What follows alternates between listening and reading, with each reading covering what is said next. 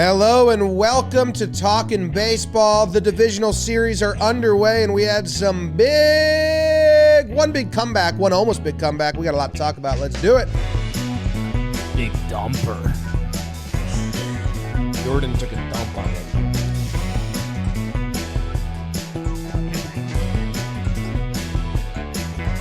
Hello and welcome to Talkin Baseball. It's brought to you by SeatGeek. We got 4 games to review today. My name's Jimmy. Sitting next to me is Jake.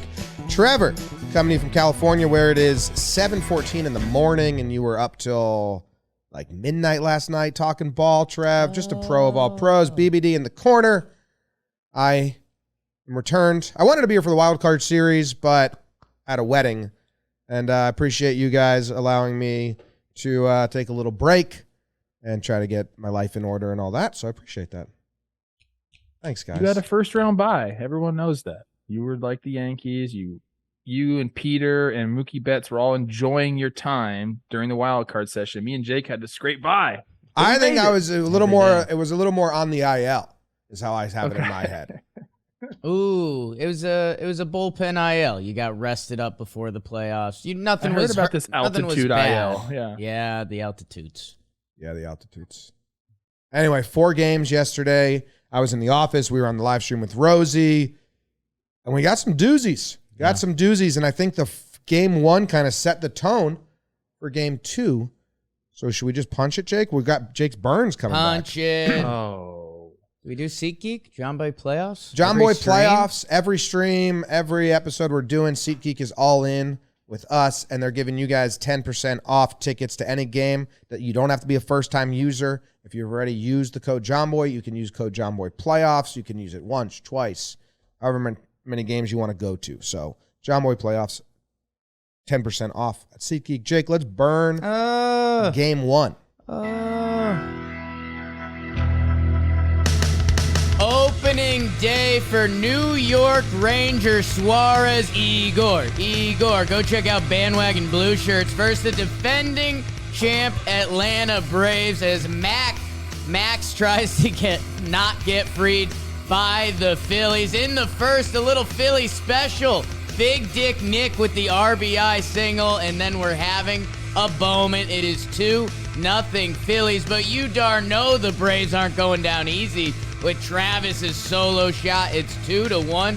But then the Phillies rack it up. They score the next 5. Boom, Mean Gene Segura, Castellanos again. He's getting it going. And then Edmundo Sosa. It is 7-1 Phillies? But the Braves darn know again with the 2 RBI double. It's 7-3. But that's not going to be enough because we're going to Led Zeppelin in the pen. Date my daughter, Matt Olson. Hold on to your butts. It's 7-6 after his 3-run homer. But that would be it. The Phillies survive game 1 in Atlanta after taking the big lead. 7-6 final. Woo! Great job, Jake. Good ones. Burn, Jakey Burn is also back. This was a fun game because kind of the 5 days rest is a lot of rest for the division leaders. Are they going to have a little rust? Is the team that got to play in the wild card and get hot going to have an advantage? And I do think there was a lot of that to this game. And if it goes 10 innings, do the Phillies hang on? But they put up enough early to withstand a little Braves magic once they got hot. Trev, what you got on this one to start? I think we have to talk about Max and his start. I don't know if the layoff, if it hurts pitchers as much as it does hitters, but he seemed a little rusty here. His velo was not up. He was averaging 92.7, down from 94 on the year, putting some balls over the plate. And kudos to the Phillies. It seems like they had a plan. They were going to the opposite field. The right-handers were trying to show bunt, all sorts of stuff. Harper had one, then Schwarber showed one, and they were cheering for that. So this is an offense that we know if they can get clicking can be very dangerous, and I think we saw that early on in this game. We have a stat here. There was a bunch, 8 of the 17 balls put into play against Fried had an exit velo above 95 miles an hour. So they were hitting the ball hard, man. And Max's line does not look very good at the end of the day. 3 1/3 innings pitched, 8 hits, 4 earned runs. So, I mean, they came out hot, and I do think there is something to playing in the wild card series, getting that momentum as opposed to the Braves trying to simulate some sort of game speed, which you just can't do. And we saw it not only in this game, but a couple of the other games too. Yeah, that team with the bye seems a little sluggish offensively to start. So they got it going at the end there. But I think we got a series here. Playoff game's a playoff game. The defending champs getting a 1 p.m. game on a Tuesday. You can't excuse it because, the crowd was going. Atlanta was there. But like you're saying, with the Phillies haven't played the wild card and they kind of got the momentum going and getting a couple wins under your belt going into the playoffs, when you go into that wild card series, you think, in the back of your head, it could be over in 2 ball games. Instead, the Phillies are like, we're rolling, baby. And Nick Castellanos, a guy who is a dude. And that's where these Phillies on the dude meter, which we always bust out this time of season, they go with anyone. And Castellanos hasn't been on that meter all year, but he comes out with 3 hits. And how about the catch at the end of the game? That he might have been the most surprised as anyone in the stadium that he got that bad boy, but he did. And that's why it's the playoffs. And how funny is it that now 3 Phillies games and Phillies defense has been impactful, like in a good way? Castellanos seems like a perfect playoff player. It almost reminds me of Rendon, but not in such a standoffish way. But just that monk-like ability, like life moves slow for Nick Castellanos, it seems like. Like the ability to slow things down, not get overwhelmed. He just kind of is constantly in a state of chill, it seems like. That catch was really nice. I don't think that was I have a different take on the catch. I don't like it at all because what are you doing? I know you caught it, so we have to give you praise, but man, if that ball goes by you, it could have been a tie game. I mean, at least you're getting a runner on third base or in scoring position. And man, when I saw him lay down, like slide or whatever that was, I was like, this is not good. This is not good. This is not good. Then he caught it, man.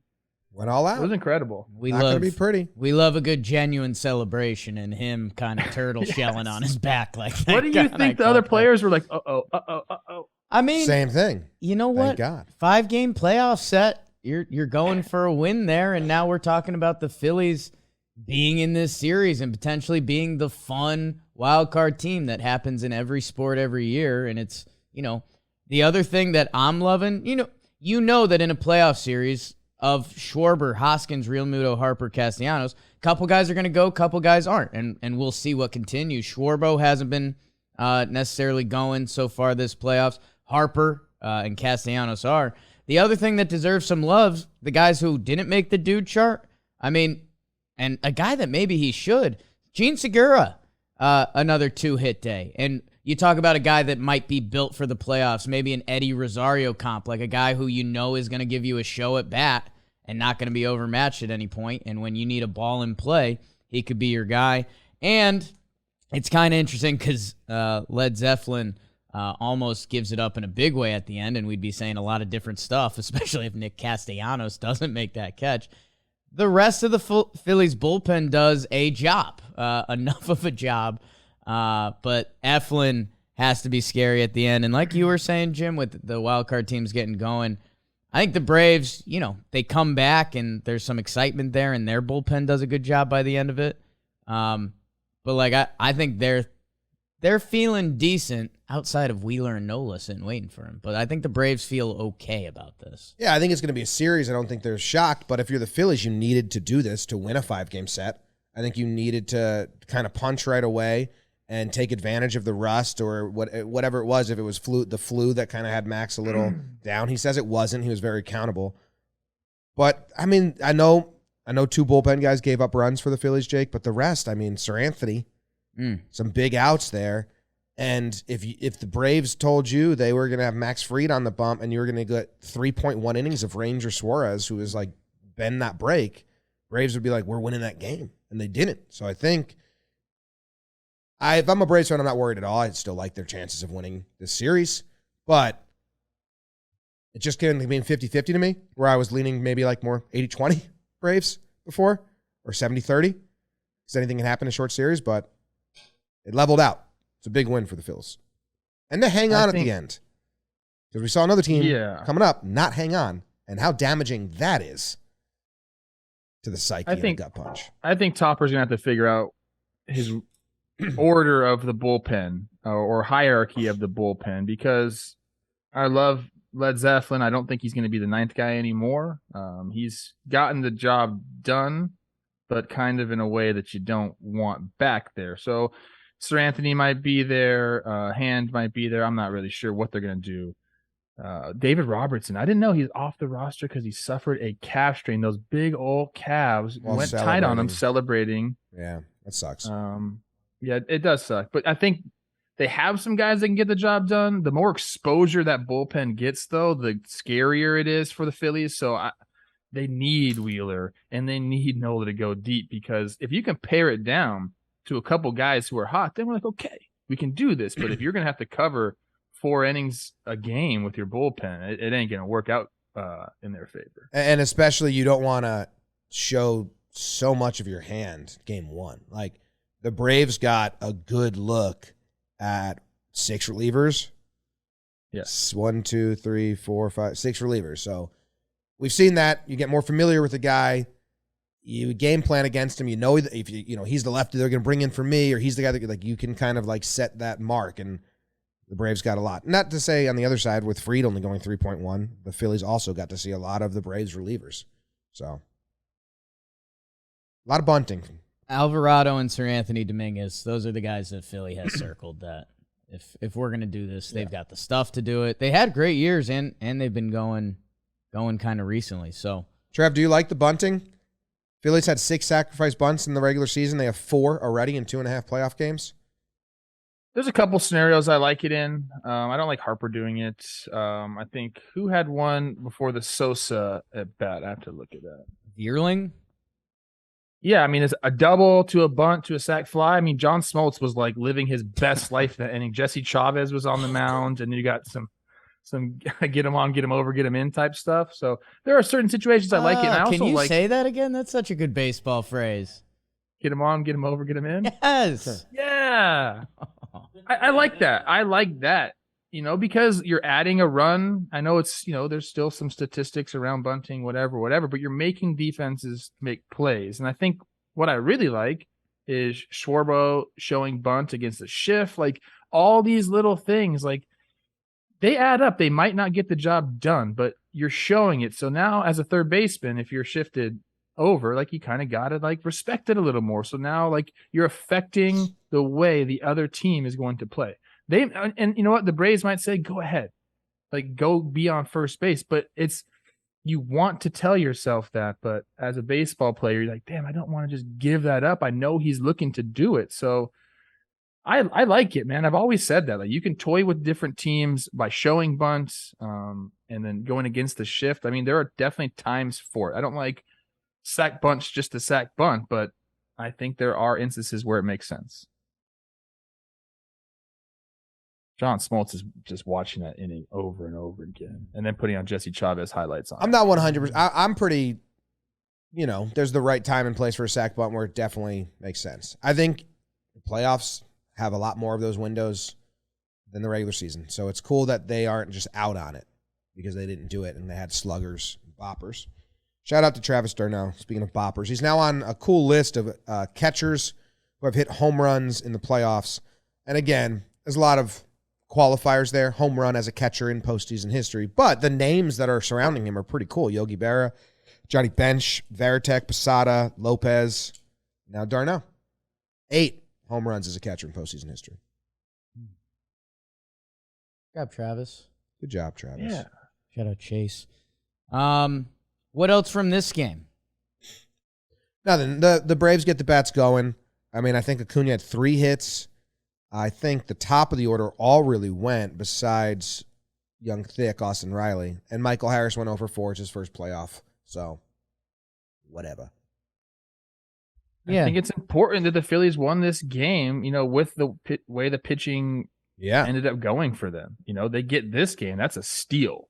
Like, no ifs, ands, or no way around it. I don't know what I'm trying to say. No way around it. It's a steal. Well, Because you do have your guys going the next 2 games. And now all of a sudden, if you win one of those games, they've already flipped the home field advantage there. So you get one of these next 2 games and you were sitting pretty. Look out for Bryce Harper. He's got a 500 batting average this postseason with a 583 on base, even with the bunts. So he's feeling good.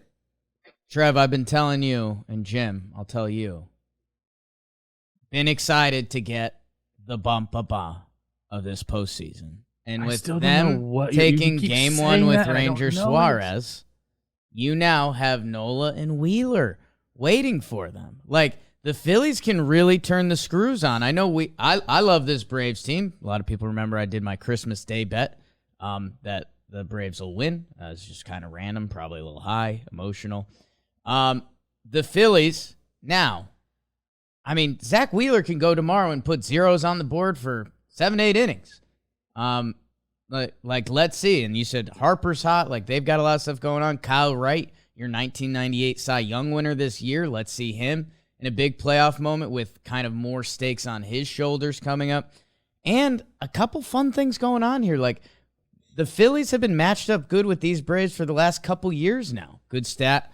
35-35 in their last 70 games against these 2 teams going back a couple years. So, you know, we talk about Mariners-Houston and some of the other series with some big brother factors. Phillies don't have that at all. Like, there is none of that going on. And, man, how about Rob Thompson? I mean, the vibes are electric in Philly. Topper gets a little contract. You go from interim to the full-time manager. The Phillies, they feel like they're playing house money and hair on fire. A lot of people talking about that Yankees coaching tree. Nevin gets the gig. Topper gets the gig. You wanna be in the dugout, relay some orders. Trev? Yankees are prime. You learn under Aaron Boone, who you guys always consider such a great match for your team. I know that. Elite. Did you hear this Alvarado stuff? He said that the Braves dugout was chirping. It was Guillermo Heredia, and he just thinks like he deserves more respect from that. Like, kind of, hey, dude, he said he's going to talk to him. Don't chirp me, dog. It kind of affects my performance. Maybe they know each other, bro. I don't have any problem with that. Like, you better have a reason to chirp. If you're just going to chirp, I don't like it. He said he needs to respect the game more. He deserves respect with how he's pitched the last few months. And I don't understand where Heredia gets off not being in tune with Alvarado's game log and the respect he deserves. I don't know what was said, but there are certain things you just don't say. Like, there's a way to cheer for your team or maybe to get on the other team. And then there's a way not to do it. And maybe they crossed that line, dude. I mean, there's plenty of times where I was like, what are you saying? Shut up, dude. That's Heredia's like actual job at this point for the Braves, is to talk smack and do the sword fighting stuff. Like, maybe that's what he was trying to say. That's his gig. Just sit down and eat some seeds or something. Like, he might be the Braves player of the game if Alvarado's already talking about him. Oh, who was the baby shark dude with the glasses for the Nationals? Ara. Yeah. Well, that was his job. That's Oscar. He's actually a very good player for the Guardians, and he's supposed to come to task. But having SpongeBob SquarePants as your walk-up song did scare me a little bit, because that's a thing. Like, the whole stadium can get into it, like Baby Shark. That's an energy-boosting thing. People come dressed up.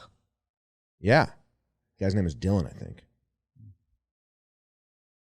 I don't respect you. How do you say that in Spanish? Ooh. Because I think that should be his next chirp. No respecto. No tango respect. No respeto. That seems it would cut real deep. Really deep. All right, well, as Jake, you've mentioned, we have Wheeler versus Wright. The right wheel. Yeah. You can use that in your burn. I already kind of got my thoughts out there. The right wheel was wrong. Unless it's right. Trav, you this think is the another Braves, game where the... Go ahead. Braves even this up? We've seen it a lot, man. Who's going to score first? Who's going to come out and punch first? And if this Phillies top 5, top 6 gets hot and they kind of all start stringing hits together like they have been, it can be scary for the Braves, man. I know they have the offense to match it, and if we're seeing bullpen exposure for the Phillies, then they're going to score some runs. I mean, the way the Phillies are going to win this series, they're going to have to score. I know they have some aces there. They can shut teams down, but you're going to have to score. I mean, at minimum, I think 5 runs a game to get a victory. I don't see it going any less than that. The Braves offense is very potent. And yeah, maybe we get a lockdown start from Wheeler or Nola, but I just see the Braves too consistent, the lineup too long. So for me, it's all about the bats. I know we're talking about their pitching. If the bats can get going and continue to stay hot, string some stuff together, and then get those big homers, it could be this could be a Philly series. Both starters got to go as far as they can. You don't want to do that on the bullpen back-to-back nights. The postseason is a long journey. So you're going to need one of these pitchers to eat up 6-7 innings. Braves arguably didn't even use their 3 best bullpen guys, and they're more desperate. They're hands on desk, all hands on deck. All hands on desk currently for me. I think they're going to be okay. I think this is going to be a great game. I hope it comes down to, how about a good Ken Lee versus like Bryce Harper and the meat of that Phillies lineup. And, sometimes we get scary Ken Lee. Sometimes we get unhittable Ken Lee. I think that's what happens. Okay.